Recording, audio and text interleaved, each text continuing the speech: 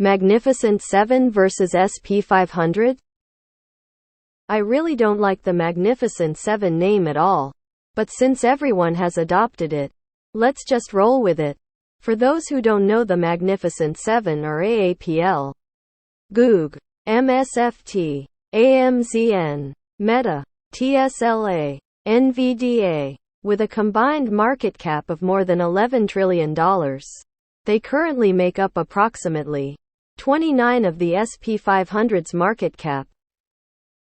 The 7 giants have gained 71 so far this year, while the rest of the 493 stocks included in the benchmark index have gained 6. They have also outperformed all other stocks in terms of growth, profit margins and forward EPS growth, and have stronger balance sheets. Most analysts expect that the M7 will continue to outperform all other companies until 2025 at least. Now I know this is a stocks subreddit, but just like the majority of retail investors, a large chunk of my portfolio is allocated to an SP 500 ETF. So I am actually considering, instead of DCAing into a broad index ETF, why don't I just DCA into those 7? Maybe even swap Meta TSLA, since I am not RLY a big fan of, with other 2-3 large caps that I favor, like AMD and ADBE.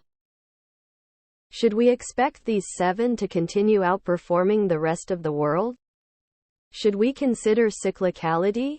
There's no doubt that all 7 of these companies are leaders and are probably not going anywhere in the near future. Nowadays it's as difficult as ever to overtake these giants. Emo. If you bought AM7 of the 1990s, you'd own some mediocre oil and pharma stocks. Nobody knows. The whole point of investing in an ETF for the SP 500 is to diversify. So you will get stocks that overperform and that underperform. Since in the long term, you don't know which stock will do what, you take them all. This year these tech companies overperformed. In other years they have or might not. If you are convinced they will overperform, then of course buy them. Personally, since they already make up a large amount of the SP 500 in an ETF, I am happy to just keep it at that. If you just own the entire SP 500, you'll own all future Magnificent 7s and whatever Wall Street makes up next without even trying. Much of the M7 run is behind us. That's how they acquired the name. The next run will be by the 7. The Mystery 7. Mystery because nobody can today identify them. Wait a year and you'll have missed that. 2. Pick 1, 3 or all, and divide 50 between SP and your picks. Has worked for me. SP isn't building wealth. It's preserving it. Yes. If you pick the top 7 performers in the stock market for the past several years, and you backtest them for the past several years, it will show that they are top performers. Will that mean that they will continue to be top performers? Impossible to say. In fact, it's just as likely that the rest of the market will catch up and the M7 will lag to even things out. The reality is that you, and anybody else, has no idea. Ultimately, I will always choose diversification, especially if you have a wider time frame. IBM and ATT will never die. Why invest in anything else? My Sears stock has risen for nearly 100 years straight. There are 2 things you should absolutely not pay attention to when investing. 1. Past performance, especially in the last year. Yes, Meta got 300 in the last year, but that's because it lost 80 the year before. 2. What analysts say. If an analyst says something, it's after they already made their play. If they though Meta had a good chance of outperforming at 200, it means they bought, and then they released their analysis after it got to 300. So basically they are just squeezing a bit more profit from people like you. Remember when not long ago that gang included Netflix? That should tell you something. I've only heard of the Magnificent 500. If you look at the 52-week range of NVDA 138,502 and think it's a good buy at today's prices, then all I'll say is good luck.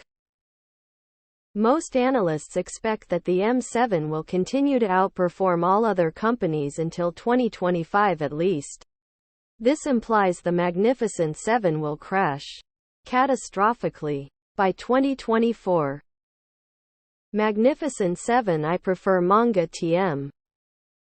Poor Netflix TBH. If I were you, I would buy only one or two of the Magnificent 7 that you think are winners you like the most, use their products and want to keep.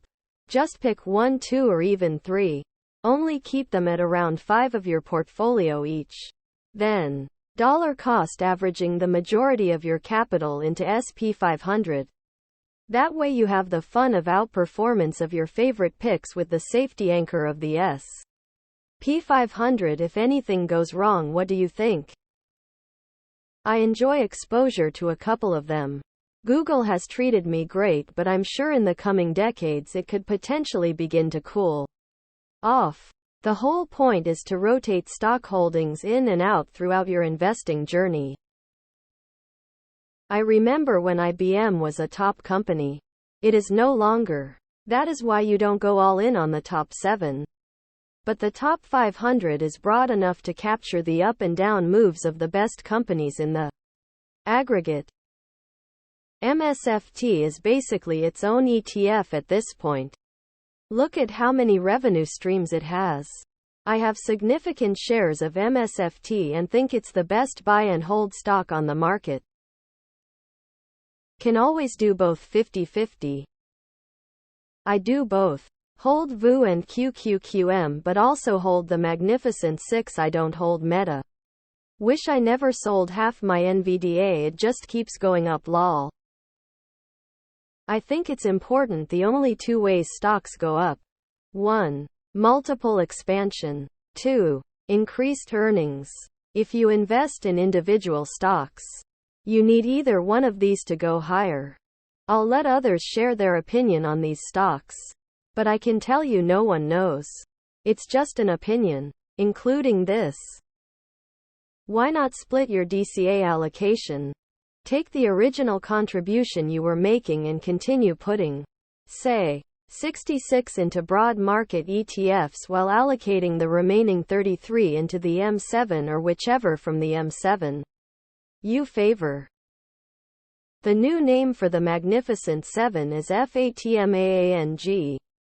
Starting today. See what I did there? Copyright. TM. Etc. I am in with the Zuck because I believe he is destined to ride shiny and chrome on the highway to big business Valhalla. The other 6 ill pass. Avoid them. There is an equal weighted ETF SP 500 ETF RSP and one for the Nasdaq 2QQEW. The fees for both are higher than the SPY and QQQ. FYI. Just get QQQM or find an ETF that is overweighted on the top stocks. It can rebalance. If you just get the top ones, you might get punished, as other people have stated. Historically, the whole point of the SP 500 is diversity lol. Investing in M7 is the same as stock picking. Think about the differences between a cheap frozen pizza dinner and Nobu. Quality has a price, and the truly elite are priceless. Every single one of the Magnificent 7 are era-defining innovators.